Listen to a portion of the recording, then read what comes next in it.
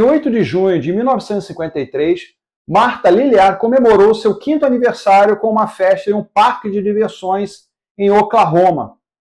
Pouco mais de uma semana depois, ela acordou com dor de garganta e dor no pescoço.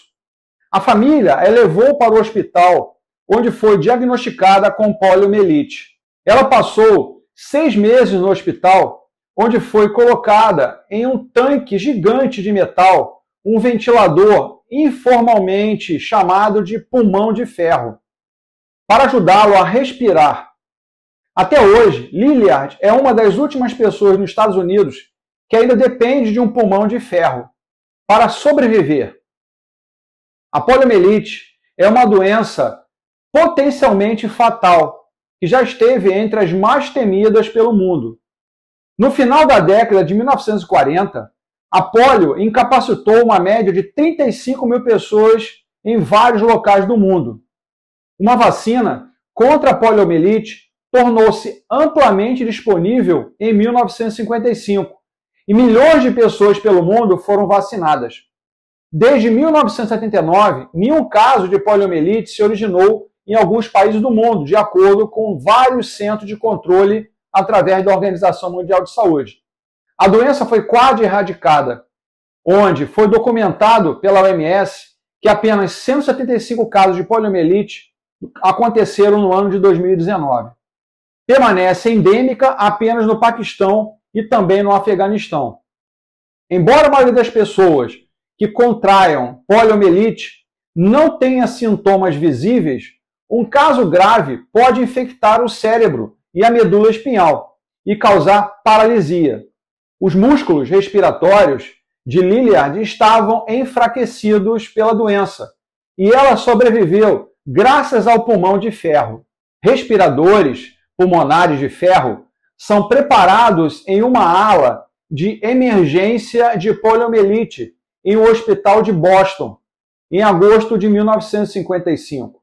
As máquinas são ventiladores gigantes com cerca de 7 metros de comprimento. Os pacientes ficam deitados com apenas a cabeça apoiada do lado de fora. Um selo ao redor do pescoço do paciente cria um vácuo. Esses foles, na base do dispositivo, fazem o trabalho de um diafragma humano.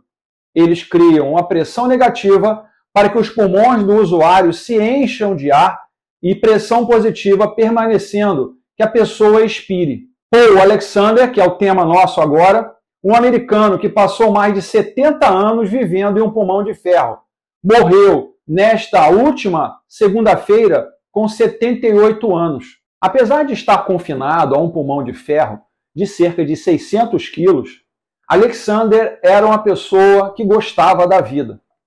Formou-se em Direito, passando na advocacia. Alexander foi um dos últimos sobreviventes da polio a usar o pulmão de ferro.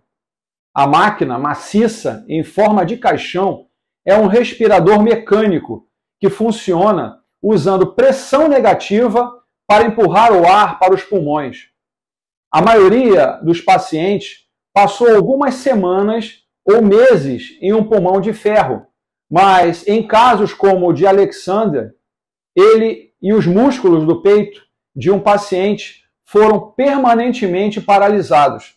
Isso significa uma vida inteira em uma máquina.